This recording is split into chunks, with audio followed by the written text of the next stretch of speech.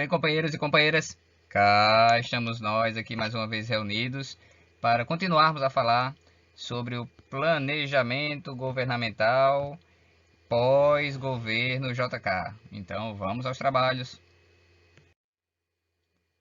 Muito bem. Governo JK, 56 a 60, forte período de desenvolvimento econômico, investimento significativo do Estado no desenvolvimento econômico, maior intervenção do Estado na economia, no social e no pós-JK. Pois bem, podemos destacar em 61, no governo João Goulart, a criação do Ministério do Planejamento. Opa! Então temos aí um órgão criado especificamente para se dedicar ao planejamento governamental.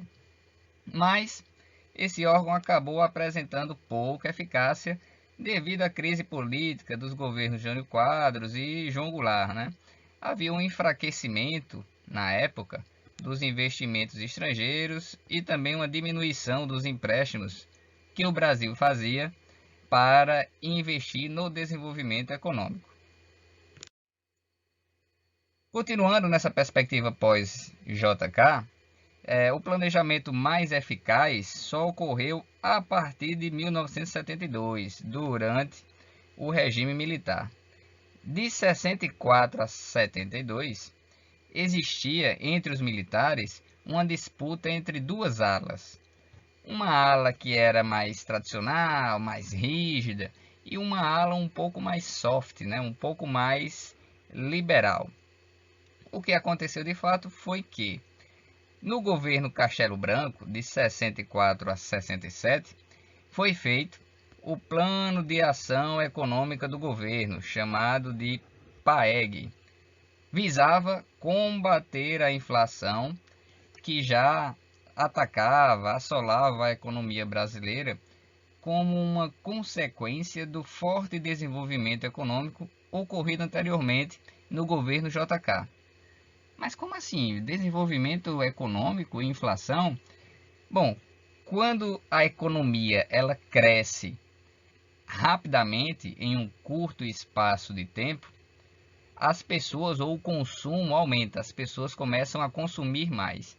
Se esse consumo cresce de forma muito rápida, a lei da oferta e da procura explica que, não tendo produtos suficientes para atender aquela demanda, o preço das mercadorias tende a subir. Então foi isso que aconteceu pós período de governo de Juscelino Kubitschek. Voltando, nesse período de 64 a 72, foi criado o IPEA, o Instituto de Pesquisas Econômicas Aplicadas, e foi criado um outro órgão relacionado também ao planejamento governamental, que foi a SUDAM, a Superintendência de Desenvolvimento da Amazônia. Nesse período, ainda foi elaborado o Estatuto da Terra, que visava a reforma agrária, mas que, para variar, ficou apenas no papel. Também se elaborou o Plano Decenal, aqui uma perspectiva de fato de longo prazo, 10 anos, o Plano Decenal de Desenvolvimento Econômico e Social, na passagem do governo Castelo Branco para o governo Costa e Silva, mas foi outro que não chegou a ser aplicado, também ficou apenas no papel. Em termos de desenvolvimento econômico mesmo, podemos destacar os Planos Nacionais de Desenvolvimento. Esses sim, os dois que foram elaborados, promoveram um bom desenvolvimento econômico no período de sua implementação. O primeiro Plano Nacional de Desenvolvimento, elaborado em 72, durou de 72 a 74, foi feito no governo Médici e possuía grandes projetos de infraestrutura nacional, como a Transamazônica, que aparentemente ainda não foi concluída até hoje, e a ponte Rio-Niterói. Também buscava-se a expansão das fronteiras agrícolas. O segundo Plano Nacional de Desenvolvimento, o segundo PND, elaborado ou implementado a partir de 75, tinha uma duração até 79, no governo Geisel, e dava continuação às propostas do plano anterior e acrescentavam os investimentos no pró-álcool, que podemos considerar um plano de certa forma visionário, né? Tendo em vista o etanol hoje a nível mundial, a construção da usina de Itaipu e o fortalecimento da Petrobras, que havia sido criada no governo Getúlio Vargas. Então temos aí uma certa semelhança com o plano de metas. Quais seriam essas semelhanças? Uma maior intervenção do Estado em termos econômicos, um maior aporte de capital do Estado para fomentar o desenvolvimento da economia e daqui a pouco vamos falar das consequências. Pois bem, nesse período de 68 a 79 foi considerado o milagre econômico brasileiro. A economia brasileira cresceu a taxas que variavam de 9 a 14% ao ano. Basicamente taxa de crescimento chinês, né? Alguns anos atrás. Buscava-se então transformar o Brasil num país desenvolvido, mas a década seguinte, da mesma forma que aconteceu com o plano de metas, foi assolada por crise econômica e inflação.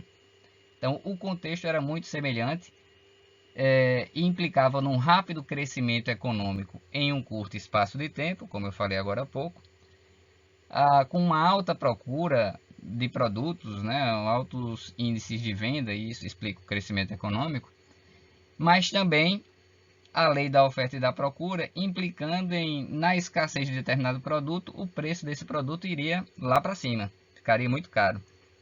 Então se a década de 70 foi considerada a década do milagre econômico brasileiro, a década de 80 foi considerada a década perdida em termos econômicos. Temos então aqui uma crise da dívida, o Brasil com dificuldade de pagar os empréstimos que havia feito. Por causa disso, os investidores, com receio de perder dinheiro, diminuíram os investimentos no Brasil. A inflação estava ali batendo na porta. Havia uma carência de tecnologia pela falta de investidores. O nosso sistema educacional era precário, tinha pouca mão de obra qualificada e, como sempre, uma péssima distribuição de renda. Com isso, o planejamento governamental na década de 80 basicamente se reduzia a planos monetários ou a planos que visavam apenas combater a inflação e que conseguiam de certa forma no começo, mas a inflação acabava sempre voltando. Então tivemos o Plano Cruzado 2, Plano Bresser, Plano Collor, até chegar ao Plano Real. Todos esses tinham como principal objetivo combater a inflação. E o planejamento governamental, propriamente dito, em termos de políticas públicas, de área social, ficava um pouco de lado, ou ficou um pouco de lado. Lá no final da década de 80, então, em 88, tivemos a elaboração da nossa Constituição e um passo ou uma decisão importante para o planejamento governamental.